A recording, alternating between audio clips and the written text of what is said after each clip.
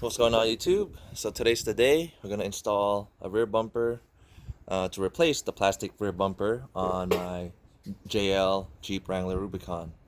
So let's go ahead and unbox this now and then see what we got.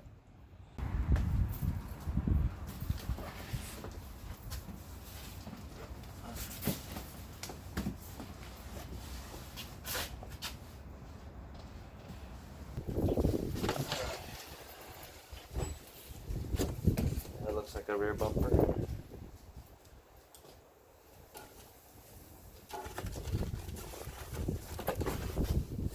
Styrofoam hardware kit. Oh, the box fell through.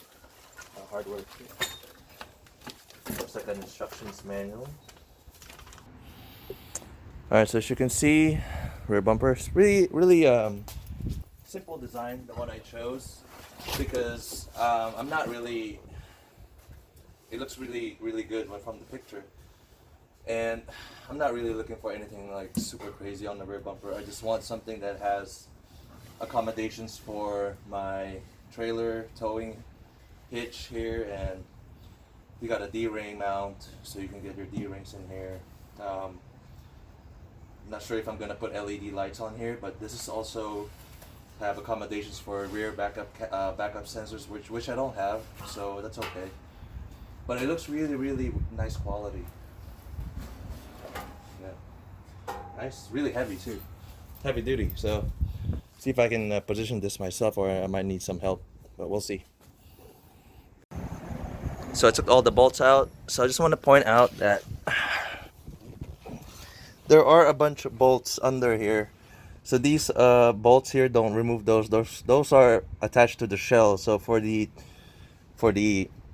diesel 20 JL Jeep, there is one bolt here and another bolt right over here, and there is four big ones that are right here.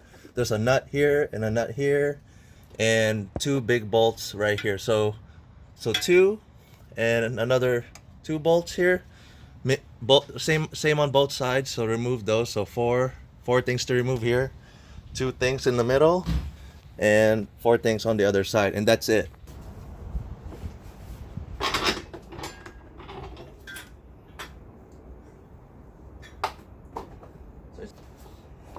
Don't forget to remove your parking sensors and your what do you call this? I think this is the license plate light.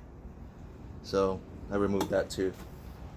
Alright guys, so here's the bumper, running into another hurdle because I have a hitch, the factory hitch here.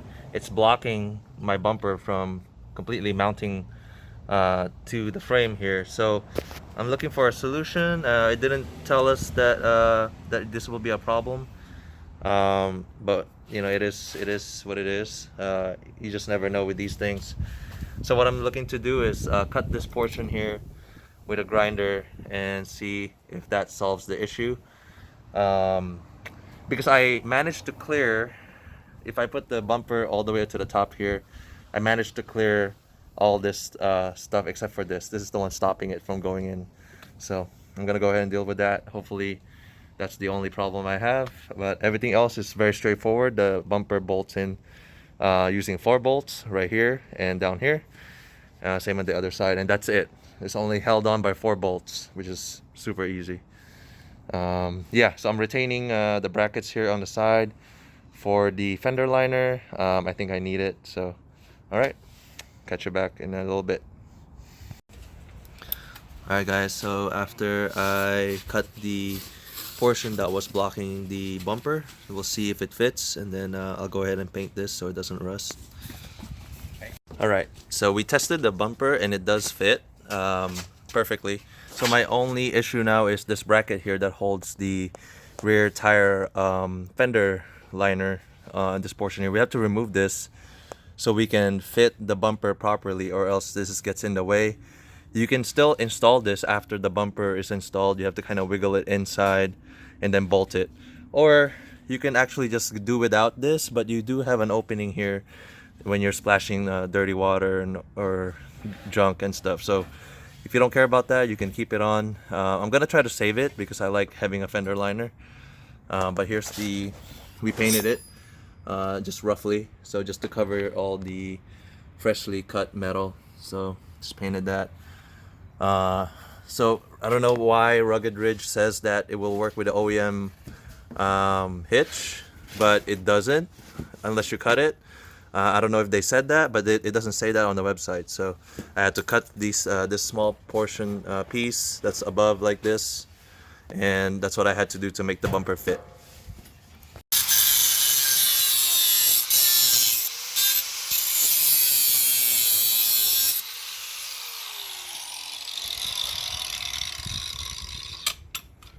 Alright guys, we're almost there. As you can see, we have the bumper fitted. I'm gonna put the bracket back once I got the positioning of the bumper correctly how I want it, but it's looking really good right now. So yeah, so I cleared the hitch after the modifications I made. So let's just keep in mind, if you're gonna get this bumper, it does look good, but you need some modifications if you have a hitch there. Alright, so we have the inner fender well brackets here that we cut and grinded off. As you can see, it looks almost OEM. It's a really good cut, and these are the parts that we cut off this much. As you can see, it was like that. So I cut that, and I'm gonna put it back so I can put the inner fender well back on the Jeep. So I cleaned we're gonna clean the fender liner, like here, see this compared to this one, and then I'm gonna put it back on and see how it fits with the new bumper. So I fit the mud guard back on the Jeep right now with the rear bumper. So it's looking a little weird. Let me show you guys a better view. So it's looking like that. So it's looking like from the back, it looks like a small mud guard. Actually, doesn't look really bad at all. So you can see that kind of looks cool. So that's the stock mud guard rear inner fender well. Actually, I don't even know what to call it. It's the inner fender lining. So without the stock bumper being this far out, and you have a aftermarket bumper, that's what the plastic looks like. So I mounted it, like I said, on the bracket that we cut right here. So that bumper is shortened, so that it will fit behind the aftermarket bumper. So now it's acting like a mud guard. So yeah, because it prevents the spray, I guess, from this side. So I'm gonna keep it on. It's not hurting anything. If I decide later to shave it off so it'll be more streamlined, maybe I'll do that. But so far right now it looks kind of okay. So I'm just gonna keep it on. That's what it looks like.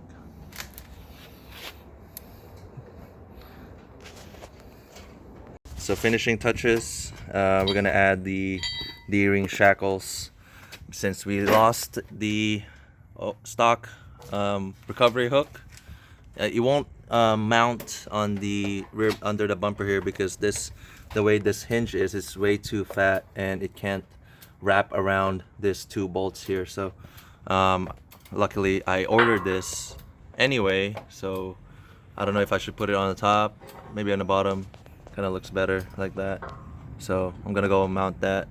There it is with these are Fishbone what do you call that, Fishbone brand D-ring set. So it's red. I think it matches the one in the front. I think it's exactly the same one on the front bumper. So there you go. That's the install of the bumper. I think that's pretty much it. It took us a while because we had to modify some things to make it fit, but other than that, it's pretty straightforward. It's 4 bolts, so it's 2 here, 2 there, underneath. If nothing else was wrong, it would have taken us like an hour at most. But it took us longer because we had to get a grinder and grind it out and all that, paint it. So if you had it done, at a shop, if I had it done at the shop, I don't know if they would take the care to sand it down, paint it, underneath there, clean it and stuff like that. So it's nice that we did it ourselves. There you go. That small mud guard there. I don't know. I'll keep it on. It looks kind of good. Alright, that should do it. Thank you guys for watching, and I'll see you guys on the next modifications, which is probably the rear tire carrier. Alright.